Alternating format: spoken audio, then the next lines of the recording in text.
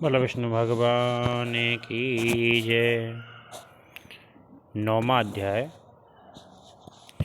तो नारद जी ने कहा कि बिंदा ने स्वप्न में अपने पति को भैंसे पर आरूढ़ तेल लगाए हुए तथा दिगंबर वेश में देखा। वह काले फूलों की माला धारण किए हुए भूतादिक गणों के साथ में दक्षिण दिशा की ओर जा रहा था। उसका सिर मुड़ा हुआ था और वह अंधेरे से घिरा हुआ था। अपना नगर समुद्र में समा गया, यह देखकर वह नारी सोते से जाग पड़ी और स्वप्न के विषय में सोचने लगी। जगने के बाद भी वह सूर्य के भीतर छिद्र तथा उसे स्थिर देखकर उसे अरिष्ट सूचक मानकर भय से व्याकुल होकर रोने लगी। फिर स्वयं को दुखी अनुभव करके कुछ आराम पाने की दृष्टि से वह गौशाला में गई, मकान की छत पर गई, बगीचे में गई और नगर के बीच में भी गई। वह एक बगीचे से दूसरे बगीचे में गई, परंतु कहीं पर भी उसे सुख नहीं मिला। तभी बिंदा ने सिंह जैसे मुख वाले 2 राक्षसों को देखा। जब वह भयभीत होकर भागने को हुई तो उसी समय उसकी दृष्टि एक शांत तपस्वी पर पड़ी जो अपने शिष्य के साथ में मौन धारण किए हुए बैठा था। वह भय के कारण उसके कंठ में अपनी भुजाएं डालकर लिपट गई तथा इस प्रकार कहने लगी कि हे मुनि, मैं आपकी शरण में आई हूँ, मेरी रक्षा कीजिए। मुनि ने उसे भयभीत देखकर उसके पीछे आने वाले राक्षस को अपनी हुंकार मात्र से ही दूर भगा दिया। ऋषि की हुंकार मात्र से ही राक्षस को भयभीत तथा पीछे हटा हुआ देखकर बिंदा ने मुनि को दंडवत प्रणाम करते हुए इस प्रकार कहा। बिंदा बोली कि हे कृपा निधान, आपने मुझे घोर संकट से बचाया है। अब मैं आपसे अपने पति की जय और पराजय के विषय में जानना चाहती हूँ। हे प्रभु, मेरे पति जलंधर शिवजी से युद्ध करने के लिए गए हैं। युद्ध का क्या परिणाम है? तो नारद जी बोले कि बिंदा की बात सुनकर मुनि ने दयापूर्वक ऊपर की ओर देखा। उसी समय 2 बानर कहीं से आकर नमस्कार करते हुए उसके सामने खड़े हो गए। फिर कुछ देर बाद ही मुनि का संकेत पाकर वे दोनों बंदर आकाश में चले गए और आधे ही क्षण में पुनः आकर सामने खड़े हो गए। उनके हाथ में जलंधर का सिर तथा कबंध था। उसे देखकर पति वियोग से व्याकुल बिंदा मूर्छित होकर गिर पड़ी। तब मुनि ने अपने कमंडल का जल छिड़ककर उसे चैतन्य किया। उस समय वह अपने पति के मस्तक पर अपना मस्तक रखकर रोने लगी। रोते हुए बिंदा ने मुनि से कहा, हे प्रभु, जो व्यक्ति मुझे सुख संवाद द्वारा प्रसन्न करता रहता था, वही आज मेरा प्रिय मुझसे बातें क्यों नहीं कर रहा है? जो जलंधर देवता, गंधर्व तथा विष्णु सहित तीनों लोकों पर विजयी हुआ था, वह एक तपस्वी के द्वारा किस प्रकार मारा गया? हे कृपा निधान मुनि श्रेष्ठ, आप मेरे प्रियतम को जीवित करने में समर्थ हैं, अतः इसे पुनः जीवित कर दीजिए। नारद जी बोले कि बिंदा के वचन को सुनकर मुनि ने हंसते हुए कहा। मुनि बोले कि जिसे रुद्र द्वारा युद्ध में मारा गया हो, मैं उसे जीवित करने में असमर्थ हूँ, फिर भी तुम पर कृपा करके मैं इसे जीवित किए देता हूँ। नारद जी बोले कि उसके बाद में मुनि तो अदृश्य हो गए और जीवित हुआ जलंधर बिंदा का प्रीतिपूर्वक आलिंगन और चुम्बन करने लगा। अपने पति को जीवित देखकर बिंदा प्रसन्नता में भर गई और उसी वन में रहती हुई बहुत दिनों तक उसके साथ में रमण करती रही। बहुत समय तक रमण करने के बाद में जब उसने यह जाना कि उसके साथ रमण करने वाला तो विष्णु है, तब बिंदा अत्यंत ही क्रोध में भरकर इस प्रकार बोली। बिंदा ने कहा कि तुम्हारे स्वभाव को धिक्कार है, तुम पराई स्त्री का शील हरण करते हो। अब मुझे पता चला है कि तुम मायावी कपटी मुनि तुम ही थे।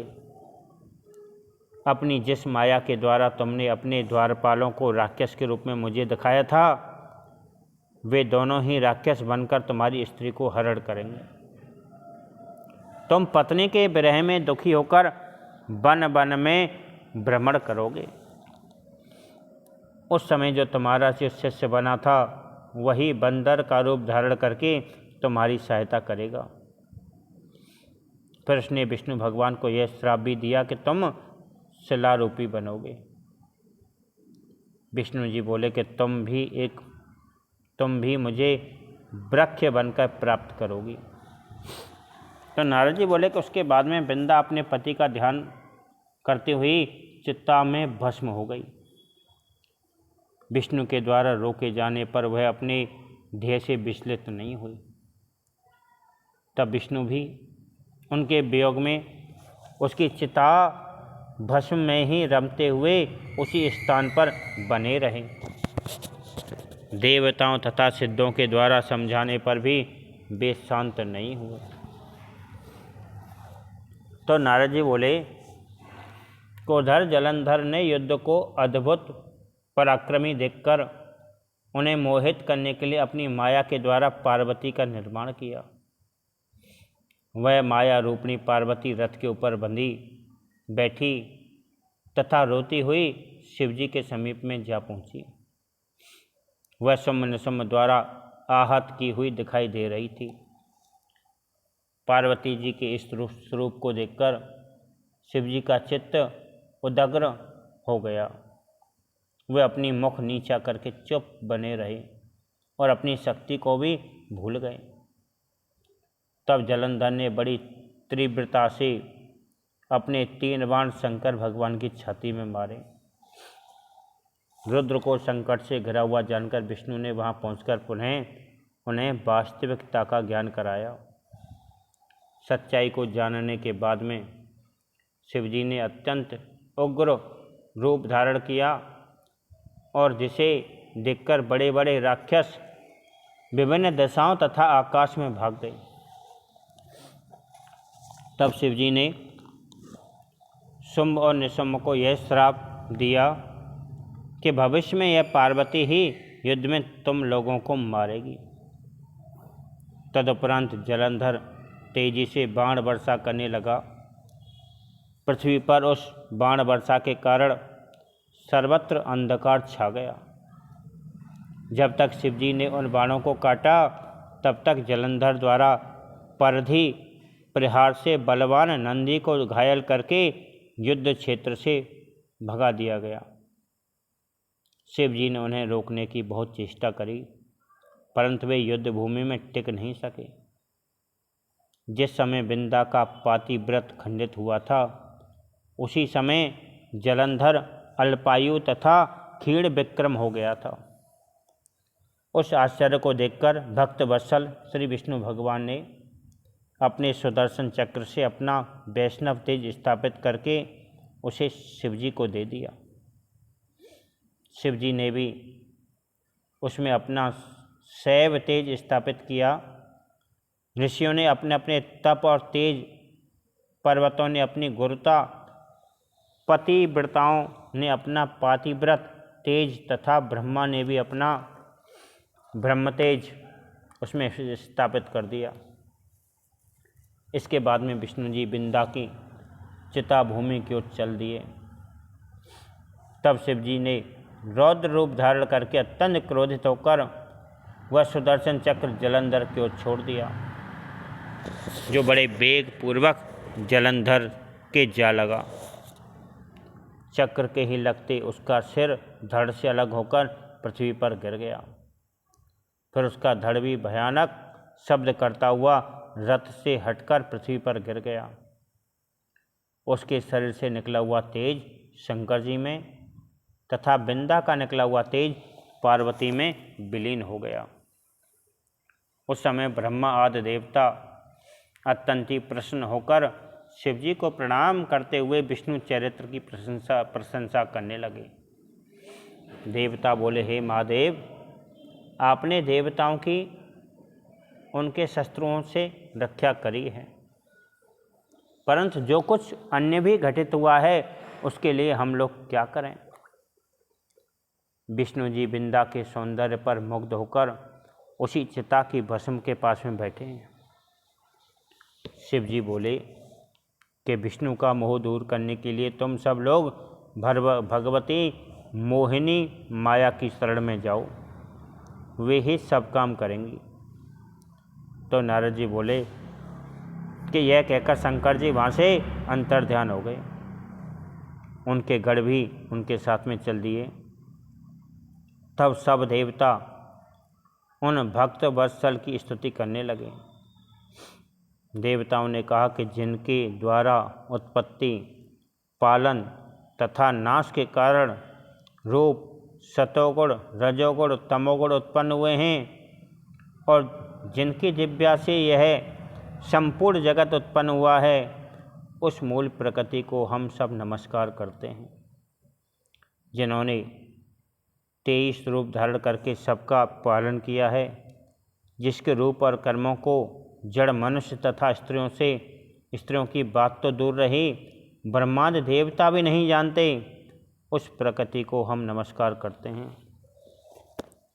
जिनके भक्तजन दरिद्रता, अनादर तथा मोह से परे रहते हैं, उस भक्त वत्सला देवी मूल प्रकृति को हमारा नमस्कार है। तो नारद जी बोले कि जो व्यक्ति इस स्तोत्र का एकाग्रचित्त होकर तीनों संध्या काल में पाठ करता है, उसे दारिद्र्य, मोह तथा दुख आदि स्पर्श नहीं करते। इस प्रकार स्तुति करने के बाद में देवताओं ने आकाश में से एक तेजोमंडल को स्थित देखा, जिसकी ज्वालाओं से संपूर्ण आकाश और दिशाएं व्याप्त हो रहे थे।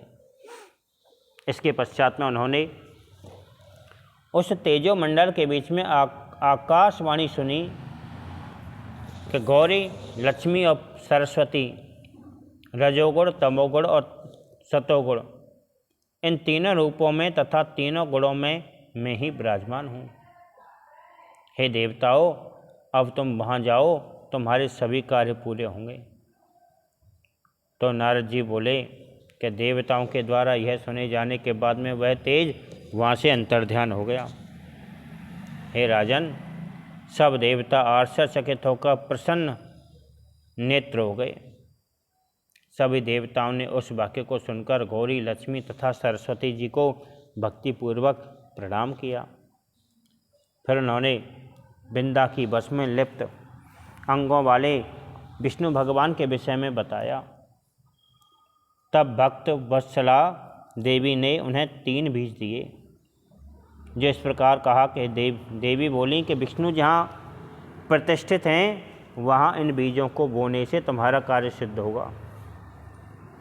तो नारद जी बोले कि तब देवता सिद्ध आदि संतुष्ट होकर उन बीजों को लेकर बिंदा की चिता भूमि के समीप में पहुँचे और विष्णु जी जिधर प्रतिष्ठित थे उस ओर उन बीजों को बो दिया।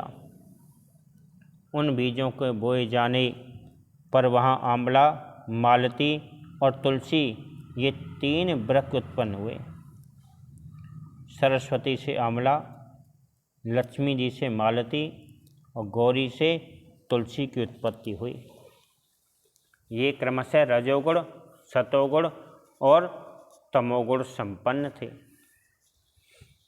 जब विष्णु जी ने बिंदा को स्त्री के रूप में स्थान पर वनस्पति अर्थात तुलसी के रूप में देखा, तो वे आश्चर्यचकित होकर उठ खड़े हुए। लक्ष्मी ने पहले मालती को ईर्ष्यापूर्वक अपना बीज दिया था, अतः उसे उत्पन्न मालती भी ईर्ष्यालु बनी। इसी प्रकार मालती का नाम बर्बरी पड़ा और वह निंदनीय मानी गई। इसके विपरीत में आंवला और तुलसी विष्णु भगवान को प्रिय बने। तदुपरांत विष्णु जी अपना दुख भूलकर तुलसी और आंवला के साथ में वैकुंठ लोक में चले गए। इस प्रकार वृंदा तुलसी बनी और श्री विष्णु शालग्राम बने। पूजा के स्थान पर तुलसी श्री विष्णु को अत्यंत ही प्रिय बन गई। इसलिए कार्तिक महीने के उद्यापन में तुलसी के मूल में विष्णु भगवान की पूजा होती है और वह विष्णु के लिए प्रीतिदायक मानी गई है। हे राजन, जिस घर में तुलसी का वन हो उसे तीर्थ रूप समझना चाहिए। वहाँ यम के दूत नहीं आते। तुलसी का वन सब पापों को दूर करने वाला, पवित्र तथा कामनाओं की पूर्ति करने वाला होता है। क्या जो लोग तुलसी का पौधा लगाते हैं वे यमपुरी को नहीं देखते।